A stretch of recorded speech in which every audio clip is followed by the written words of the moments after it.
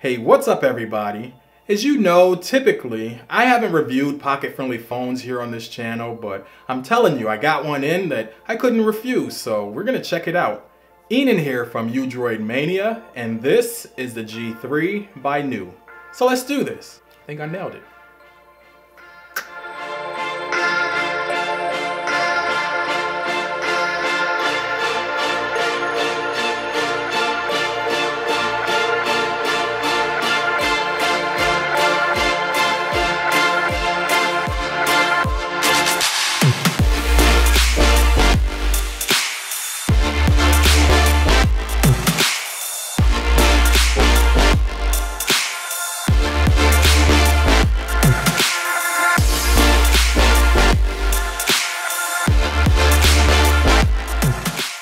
So I got a couple of first impressions on this phone, and I'll start by saying that the build quality here is very nice. I mean, at this price point, you definitely wouldn't expect that. So I only had this phone for 3 days now, and I got a couple of first impressions that I wanted to give you here in this unboxing video. In the hand, this phone does have a great feeling, and we'll talk more about that in my full review. I was able to take a couple of photos since I had the phone. It's got dual 13 megapixel cameras on the rear, so you're not going to have any issues when the lighting is good. However, in low light, I did notice that photos aren't ideal, but we'll come back to that during my full review, so make sure that you've got your questions ready. Now this phone does have 64 gigs in terms of storage, and out of the box I noticed that the OS was taking up about 15 gigs maybe, so you're going to have a lot of storage left on this phone. It does have a micro SD card slot, so in terms of having enough storage, there's not going to be any issues here. I like the fact that this phone is pretty much free of bloatware, so again, that's another good thing. However, it is running Android 7.1.1. I am reaching out to Nuu just to get a sense of software updates and kind of what we can expect there. In terms of the display, I think you're not going to be disappointed here. Now, it is a 720p panel. To your eyes, I can tell you that unless you're putting it next to something like the Galaxy S9 Plus or something like that where it has a Quad HD display, you're really not going to notice any differences. You're not going to be mad or disappointed with what you get here. In terms of quality, I've been using this phone over the last couple of days and I'm telling you, I'm quite impressed. I actually enjoy watching YouTube or Netflix or quite frankly, any type of video on this phone.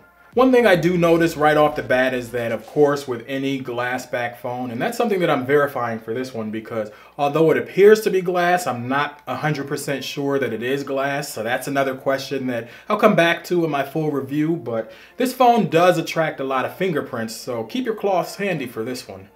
Another thing I was really surprised about with this phone is that they're still including the FM radio here, and I think that's a great thing to have on these phones. You don't need Wi-Fi, cellular data, or anything like that. You just plug in your headphones and there you go, you got your radio playing. So I like that. I like the fact that you can actually record as you're listening to the radio. So these are all things that I use and I'm going to enjoy about this particular phone.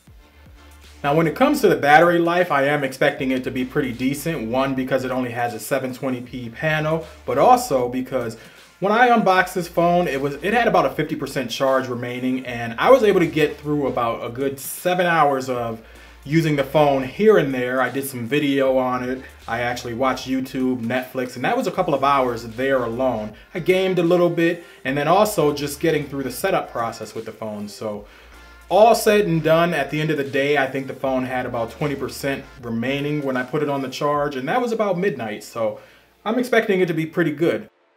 Oh, so there's two more things I gotta tell you guys. So the first thing is that this phone does have a USB Type-C port on the bottom, which I actually like that.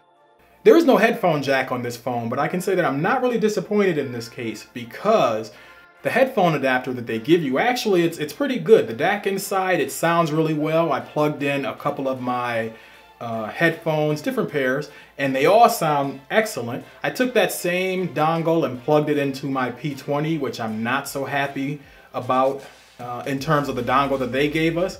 And I can tell you that it sounds great on that phone as well. So I think they did a really good job with the headphone adapter that's included here, so I'm not really missing the fact that it doesn't have a 3.5mm headphone jack.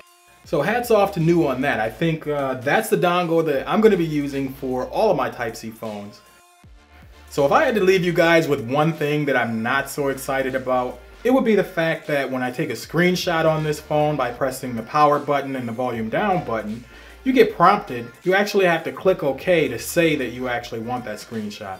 Now that's something that I think can be taken care of in the software with an update, so I'm hoping that Nuu is listening and they take care of that. I mean, I've already pressed the power and the volume down button, so I've taken the action that says, I want a screenshot here.